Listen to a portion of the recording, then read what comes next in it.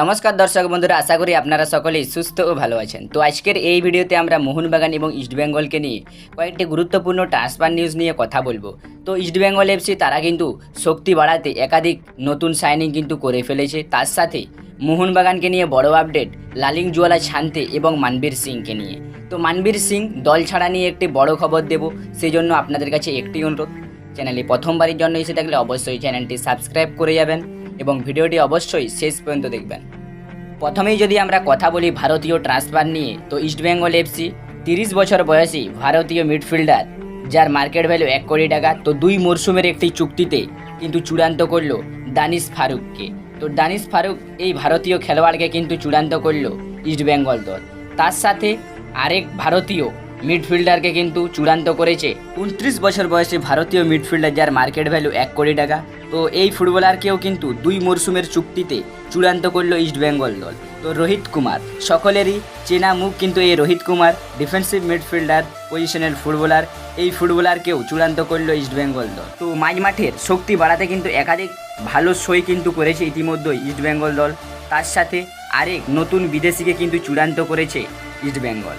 তো Miguel Figueira দল ছাড়ার পর ইস্টবেঙ্গল এফসি মিগুয়েলের রিপ্লেসমেন্ট প্লেয়ার হিসেবে কিন্তু 34 বছর বয়সী স্প্যানিশ অ্যাটাকিং মিডফিল্ডারকে চূড়ান্ত করেছে, যিনি কিনা গত মরশুমেই পাঞ্জাব এফসির হয়ে দুর্ধর্ষ পারফরমেন্স দিয়েছেন আমাদের ভারতীয় ফুটবলে, যাকে 1 মরশুমের চুক্তিতে কিন্তু সই করিয়েছে ইস্টবেঙ্গল দল। ড্যানি র্যামিরেজ 34 বছর বয়সী এই স্প্যানিশ অ্যাটাকিং মিডফিল্ডার আশা করি নতুন মরশুমে লাল হলুদ জার্সি গায়ে মাঠে দুর্ধর্ষ পারফরমেন্স দেবেন। এরপরে আমরা কথা বলবো মোহনবাগানের অন্যতম ভারতীয় খেলোয়াড় সাহাল আব্দুল সামাদকে নিয়ে।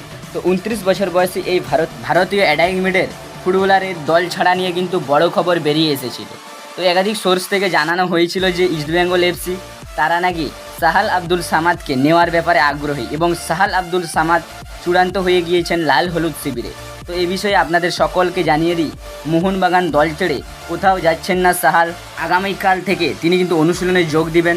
মার্কাসও কিন্তু এই বিষয় নিয়ে অফিসিয়াল অ্যানাউন্সমেন্ট করে দিয়েছেন। তো 28 পর্যন্ত চুক্তি রয়েছে মোহনবাগানের সঙ্গে সাহাল আব্দুল সামাদের, অর্থাৎ আরও 2 মরশুম সবুজ মেরুন শিবিরেই কিন্তু থাকতে চলেছেন এই ভারতীয় খেলোয়াড়। এরপরে যে বড় খবর দুটি নিয়ে কথা বলবো মোহনবাগানকে নিয়ে। তো আপনারা সকলেই জানেন 2024 মরশুম থেকেই কিন্তু মোহনবাগানের নজরে ছিলেন লালিং জুয়ালা ছানতে। তো 29 বছর বয়সী এই ভারতীয় রাইট উইংয়ের ফুটবলারকে নেওয়ার ব্যাপারে প্রচুর আগ্রহী ছিল মোহনবাগান। তো প্রতিটি ট্রান্সফার মরশুমেই কিন্তু ঝাঁপিয়েছিল মোহনবাগান ছানতের ওপরে। তবে চুক্তি থাকার কারণে মুম্বাই সিটি এফসির সঙ্গে ছানতেকে নিলেও নিতে পারেনি মোহনবাগান। তো এই মরশুমে আরও 1 মরশুমের চুক্তি ছিল কিন্তু মুম্বাই সিটি এফসি দলের সঙ্গে ছানতের। তবে মোহনবাগান ছানতেকে এই মুহূর্তে কিন্তু 3 বছরের একটি বড় চুক্তিতে সই করিয়ে ফেলেছে। তো 6.2 কোটি টাকার একটি স্যালারি ক্যাপ নিয়ে কিন্তু মোহনবাগানে যোগ দিলেন লালিং জুয়ালা ছানতে। তো 3 মরশুমে 6.2 কোটি টাকা কিন্তু দেওয়া হবে লালিং জুয়ালা ছানতেকে। তো একটি মোটা টাকা খরচ করে কিন্তু ছানতেকে নিজেদের দলে সই করিয়েছে মোহনবাগান, যেটি কিন্তু অফিসিয়াল হয়ে গেছে। শুধুমাত্র ক্লাবের পক্ষ থেকে অফিসিয়াল অ্যানাউন্সমেন্ট আসা বাকি রয়েছে। সবশেষে যে বড় বিষয়টি নিয়ে কথা বলবো মানবীর সিংকে নিয়ে।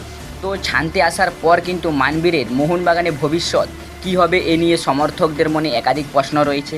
তো অনেক জায়গা থেকে দাবি করাও হয়েছে যে নতুন দলে কিন্তু যেতে পারেন মানবীর সিং। তো এ বিষয়ে আপনাদের সকলকে জানিয়ে দিই, আরও 1 মরশুমের চুক্তি রয়েছে মোহনবাগানের সঙ্গে এই 30 বছর বয়সী ভারতীয় সেন্টার ফরওয়ার্ডের। তো এই মরশুমে নতুন নিয়ম আসবে এরকম একটি খবর পাওয়া গিয়েছিল যে সেন্টার ফরওয়ার্ডকে, একজন ভারতীয় সেন্টার ফরওয়ার্ডকে 90 মিনিট মাঠে রাখতে হবে। সেই কথাকে মাথায় রেখে কিন্তু মানবীরকে ব্যবহার করতে পারে মোহনবাগান। তবে মোহনবাগান দল ছাড়া নিয়ে এখনও পর্যন্ত কোনো আপডেট বেরিয়ে আসেনি।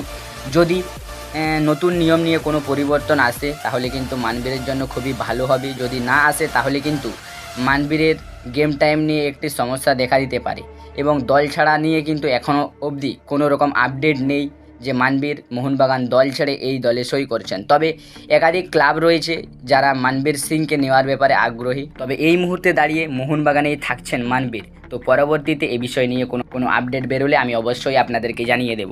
তো আজকের এই ভিডিওটি এই পর্যন্তই ছিল। ভিডিওটি ভালো লাগলে অবশ্যই লাইক শেয়ার ও আমাদের চ্যানেলে প্রথমবারের জন্য এসে থাকলে আপনাদের কাছে একটি অনুরোধ, চ্যানেলটি সাবস্ক্রাইব করে যাবেন আপনাদের প্রিয় দলের খেলার খবর সবার আগে এখানে পেয়ে যাবেন। সেই জন্য চ্যানেলটি সাবস্ক্রাইব করে যাবেন, সাবস্ক্রাইব করা একদম ফ্রি।